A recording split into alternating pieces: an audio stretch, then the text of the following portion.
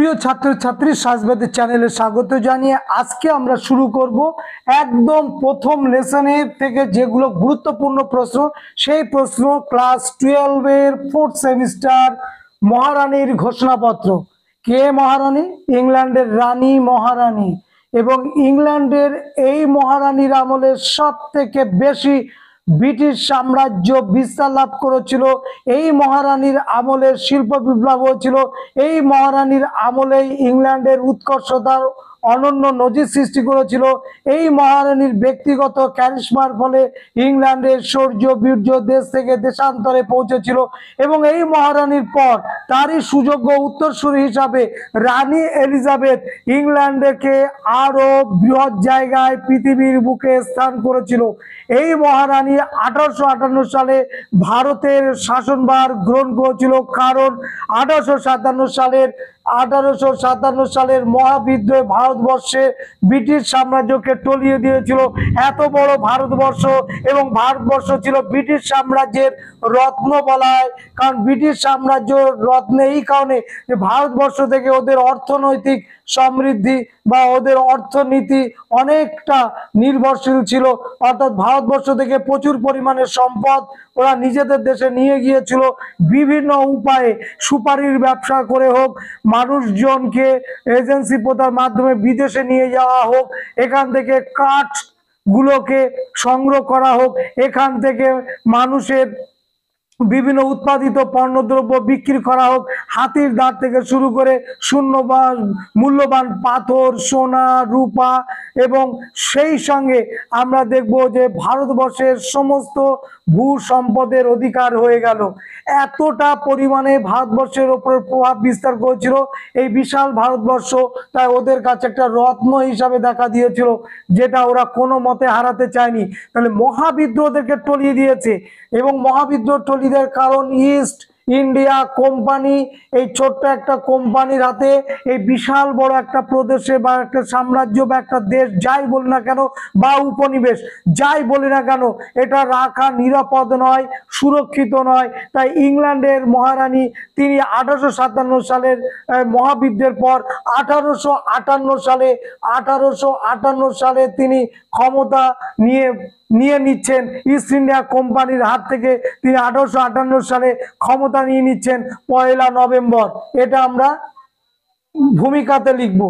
তাহলে ভূমিকাতে কি লিখবো আবার একটু সুন্দর করে বলি যে 1857 সালে ভারতবর্ষে সিপাহী বিদ্রোহ বা মহাবিদ্রোহের পর 1858 সালের 1 নভেম্বর ইংল্যান্ডের মহারানী ভিক্টোরিয়া ভারতের শাসন সংক্রান্ত বিষয়ে একটা আইন পাশ করেন। এটি মহারানীর ঘোষণাপত্র নামে খ্যাত। একে ভারতীয় জনসাধারণের ম্যাগনা কার্টা বলা হয়।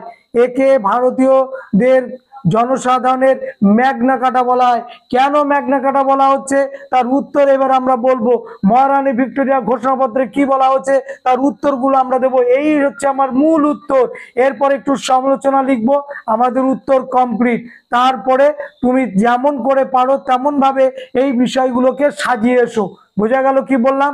তাহলে 4th সেমিস্টার আমাদের ক্লাস, অনলাইন ক্লাস শুরু হচ্ছে। যারা অনলাইন ক্লাস করতে চাও অবশ্যই যোগাযোগ করবে। আমাদের যে নম্বর দেওয়া আছে সেই ডেসক্রিপশন বক্সে, সেই নম্বরের সঙ্গে যোগাযোগ করবে হোয়াটসঅ্যাপে। কেমন শুরু করি? প্রথম শর্তাবলী, প্রথমে ভূমিকা বললাম যে 1858 সালে 1 নভেম্বর মহারানী ভিক্টোরিয়া ভারতের শাসনভার গ্রহণ করবার জন্য তিনি একটা কি করলেন, আইন করলেন, এবং সেই আইন মোতাবেক ভারতের শাসনভার তার হাতে চলে গেল ইস্ট ইন্ডিয়া কোম্পানির হাত থেকে। বোঝা গেল? আর কি বললাম যে 1857 সালে সিপাহী বিদ্রোহের পর ব্রিটিশ সরকার ইস্ট ইন্ডিয়া কোম্পানির হাত থেকে এই বিশাল প্রদেশের ভার একটা কোম্পানির কাছে ছেড়ে দেয়া ওরা সমীচীন মনে করেনি, তাই মহারানী এটাকে তিনি দখল করে নিলেন বা ভারতের শাসনভার গ্রহণ করলেন। আর কি বলা হলো যে এই মহারানীর ঘোষণাপত্রটাকে আমরা বলছি ম্যাগনা কার্টা। কেন ম্যাগনা কার্টা বলা হয়? ম্যাগনা কার্টা কি? ম্যাগনা কার্টা হচ্ছে ইংল্যান্ডের সংবিধানের ধারাগুলিকে বলা হয় ম্যাগনা কার্টা। তাহলে ইংল্যান্ডের সেই ধারার সঙ্গে তুলনা করছে তিনি যে যা ঘোষণাগুলো করেছিলেন সবগুলোকেই, এই ঘোষণার সমূহকেই ম্যাগনা কার্টা বলা হচ্ছে। আর কি আছে? শিক্ষা সংক্রান্ত ম্যাগনা কার্টা আছে, আমরা জানি উডের ডেসবাস, সেটা 1854। কিন্তু ভারতীয় ম্যাগনা কার্টা মহারানী ঘোষণাপত্রের ম্যাগনা কার্টাকে আমরা একটু জেনে নিই যে কেন এটাকে ম্যাগনা কার্টার সঙ্গে তুলনা করা হচ্ছে।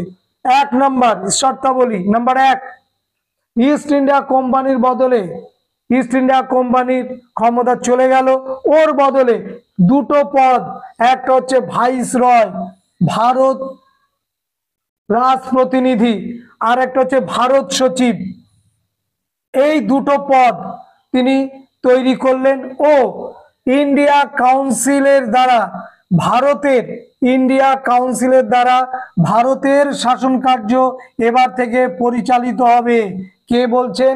মহারানী ভিক্টোরিয়া 1858 সালে। কি বলছেন? যে ইস্ট ইন্ডিয়া কোম্পানির বদলে ভাইসরয় ও ভারত সচিবের সঙ্গে ইন্ডিয়া কাউন্সিল দ্বারা ভারতের শাসন কার্য পরিচালনা হবে। মহারানী ভিক্টোরিয়া ঘোষণাপত্রের প্রথম শর্ত।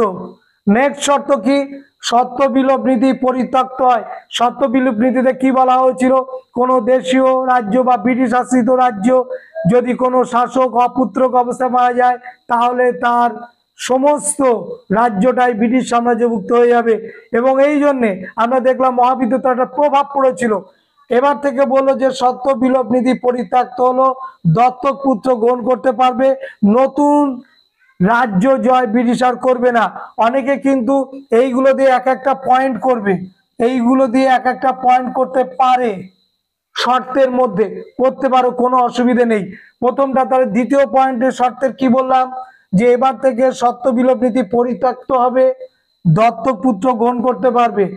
আর এইটাকে নতুন করে পয়েন্ট করে লিখতে পারো যে ব্রিটিশ সরকার এতদিন যে সাম্রাজ্য ভারতবর্ষে যে রাজ্যগুলোকে জয় করে নিয়েছে, এখন থেকে ব্রিটিশ সরকার আর রাজ্য জয়ের দিকে মনোনিবেশ করবে না, বা নতুন করে কোনো রাজ্য তো তারা জয় করবে না, ব্রিটিশ সাম্রাজ্যভুক্ত করবে না। শুনতে ভালো লাগছে তো, তাই না?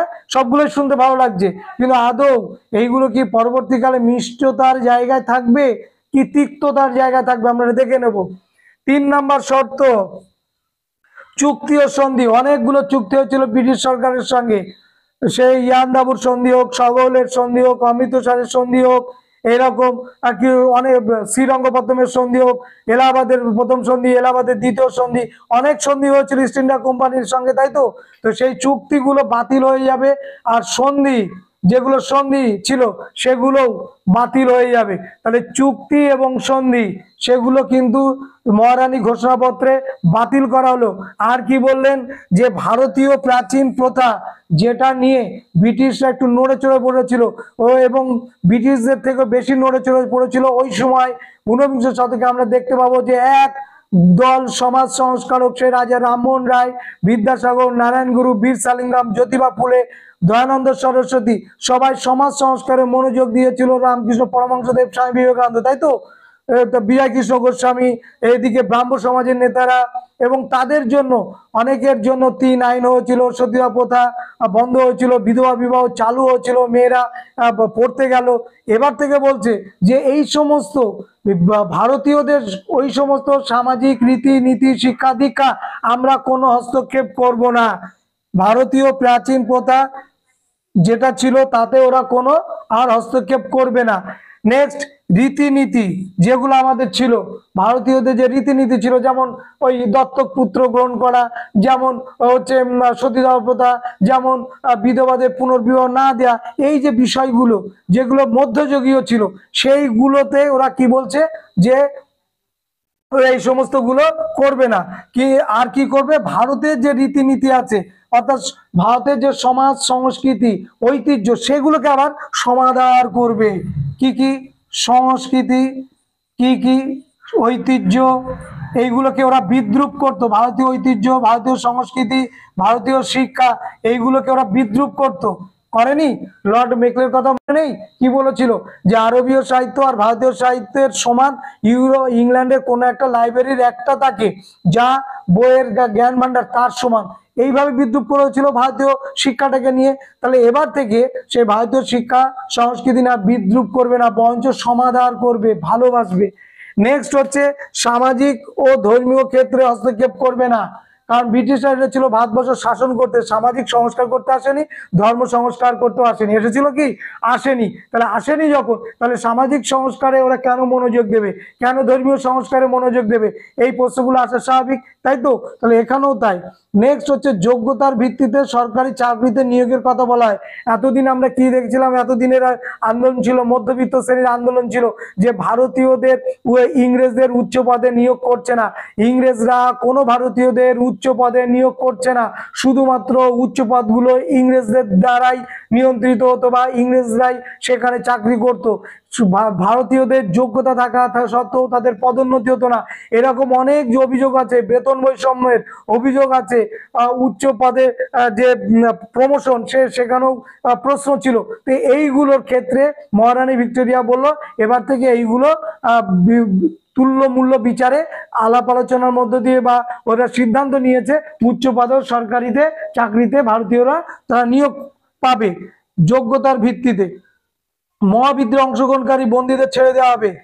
মহারানী ভিক্টোরিয়া কতটা উদার হলেন! এই সিপাহী বিদ্রোহের জ্বালায় যন্ত্রণায় তিনি ছটফট করছেন, এত বড় দেশের এত সম্পদ তার হাতছাড়া হয়ে যাবে, তিনি একেবারে অস্থির হয়ে উঠলেন। সেই অস্থিরতার জায়গা থেকে আমরা কি দেখছি যে তিনি বলছেন আমরা ওই বন্দীদেরও মুক্তি দেব। কোন বন্দীদের? রাজবন্দী এবং সিপাহী বিদ্রোহের যে সমস্ত বন্দীরা ব্রিটিশ সরকারের অধীনে বন্দী হয়েছিল তা হেরে গিয়ে তাদেরকে মুক্তি দেবো। কিন্তু আর কাদের বন্দী মুক্তি দেয়নি?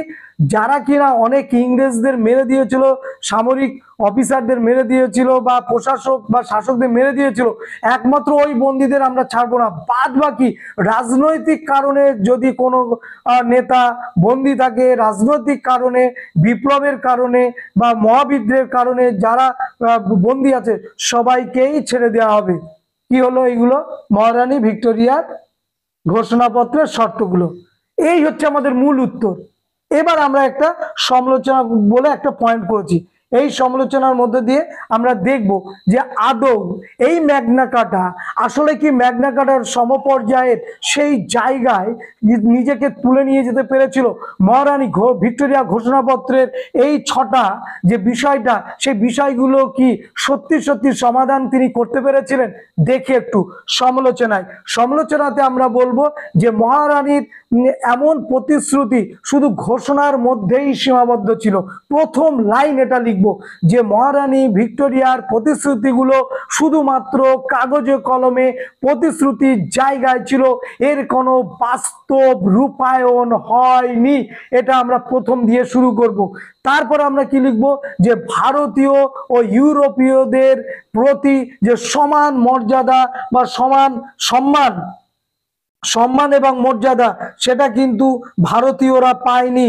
অর্থাৎ ইউরোপীয়রা যে শাসক, ওরা যে শাসক শ্রেণী সেটা কিন্তু ওরা প্রমাণ রেখেছে।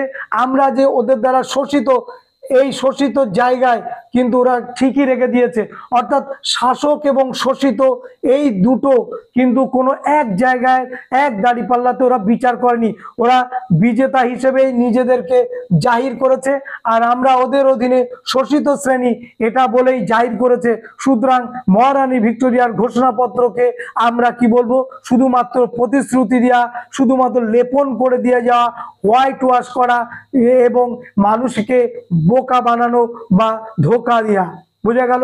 এরপরে ওরা বলল যে চাকরিতে যোগ্যতার ভিত্তিতে সরকারি চাকরিতে নিয়োগ করা হবে, উচ্চ পদে ভারতীয়দের নিয়োগ করা হবে। আদৌ কোনো উচ্চ পদে কোনো ভারতীয়কেই চাকরিতে নিয়োগ করা হয়নি এবং এখানেই প্রবেশ অধিকার বঞ্চ আরো রুদ্ধ হয়ে গিয়েছিল, বন্ধ হয়ে গিয়েছিল। একটা নেক্সট আমরা কি বলবো সমালোচনাতে? যে ভারতবাসীর ঐক্য এবং অখণ্ডতা, ভারতবাসীর যে ঐক্য এবং অখণ্ডতা সেই জায়গাতেও কিন্তু ওরা কিন্তু এখানেও দ্বিধা বিভক্ত করেছে। ঐক্যটা কথা উঠলেই আমাদের হিন্দু এবং মুসলমান এবং হিন্দু এবং মুসলিমদের মধ্যে বিভেদ সৃষ্টি করলো কারা? ব্রিটিশরাই কিন্তু এখানে বিভেদ সৃষ্টি করেছিল। অর্থাৎ ভারতীয় ঐতিহ্য, ভারতীয় সংস্কৃতি, ভারতীয় ঐক্য সেটাকেও কিন্তু ধ্বংস করলো। ভারতীয় অখণ্ডতা, অখণ্ডতা বলতে কি বোঝায়? একদম জম্মু কাশ্মীর থেকে শুরু করে একদম নিচে আমাদের যে রাজ্যগুলো আছে, অন্ধ্রপ্রদেশ, কেরালা, এই যে রাজ্যগুলো আছে, সিংহলের আগ পর্যন্ত, শ্রীলঙ্কার আগ পর্যন্ত, ওইদিকে উত্তর পশ্চিম সীমান্ত, ওইদিকে আফগানিস্তান, উত্তর পশ্চিম সীমান্ত, পাঞ্জাব, বালুচিস্তান, সিন্ধ, গুজরাট, তাই তো এই সমস্ত জায়গাগুলো মিলে তো ভারতবর্ষ। তো ভারতবর্ষের সেই অখণ্ডতা আমরা দেখতে পাইনি। অর্থাৎ ভারতবর্ষের মধ্যে যে রাজ্যগুলো আছে সেই রাজ্যগুলোর মধ্যেও ডিভাইডেড বা দ্বিধা বিভক্ত জায়গায় তার পরিষ্কার একটা নজির সৃষ্টি করে গিয়েছিল ব্রিটিশ সরকার। সুতরাং এখান থেকে আমরা বলবো যে কখনোই ভারতের ধর্ম, ভারতের বিভিন্ন জাতিগোষ্ঠীর মধ্যে মিলন যেখানে ছিল সেই জায়গা থেকে ব্রিটিশ সরকার আরো দূরে সরিয়ে দিয়েছিল। সর্বোপরি আমরা দেখব জাতিভেদ ও সাম্প্রদায়িকতাকে ব্রিটিশ সরকার উস্কানি দিয়েছে এবং সাম্প্রদায়িকতার উস্কানি দেওয়ার ফলে আমরা হিন্দু মুসলমানদের মধ্যে বিভেদ দেখব এবং এর মধ্যে দিয়ে আলাদা রাষ্ট্র সৃষ্টি অনেক পরবর্তীকালে, এই বিভেদের অনেক পরবর্তীকালে পাকিস্তান রাষ্ট্রের সৃষ্টি আমরা দেখব। তাই তো? তাহলে এই বিভেদটা করে গেল কি? ইস্ট ইন্ডিয়া কোম্পানির হাত ধরে বিভেদটা করে গেল মহারানী ভিক্টোরিয়া ঘোষণাপত্র। এবং এই জন্যে মহারানী ভিক্টোরিয়ার এই ঘোষণাপত্রকে বলা হয় প্রতিশ্রুতি ভঙ্গের ইতিহাস। কে বলছেন? ঐতিহাসিক বিপান চন্দ্র। তিনি বলছেন এটা রাজনৈতিক ধাপ্পাবাজি, এছাড়া আর কিছু নয়। এবং এটা রমেশচন্দ্র বলছেন এটা প্রতিশ্রুতি ভঙ্গের অধ্যায়। তাহলে দুজন ভারতীয় দুরকম মুক্তি করছেন। একটা হচ্ছে রমেশচন্দ্র মজুমদার, তিনি বলছেন প্রতিশ্রুতি ভঙ্গের অধ্যায়, আর বিপান চন্দ্র বলছেন এটা রাজনৈতিক, এই টোটালটাই রাজনৈতিক ধাপ্পাবাজি বা ভাওতাবাজি। বুঝা গেল কি বললাম? তাহলে আজকের ভিডিওটা আমরা এই অবধি জানলাম। দেখা হবে নেক্সট ভিডিওতে। যারা চ্যানেলকে ভালোবাসো অবশ্যই তোমাদের মন্তব্যকে আমরা গ্রহণযোগ্যতা দেব বা গ্রহণযোগ্যতা দিয়ে থাকি, চেষ্টা করব পাশে থাকলে এরকম ভিডিও তোমাদের আরো বেশি পরিমাণে দেওয়ার। সবাইকে ধন্যবাদ। অনলাইন ক্লাসে যদি যুক্ত হতে চাও তোমরা যোগাযোগ করবে হোয়াটসঅ্যাপে। বুঝা গেল কি বললাম? সবাইকে আবারও ধন্যবাদ জানিয়ে শেষ করলাম।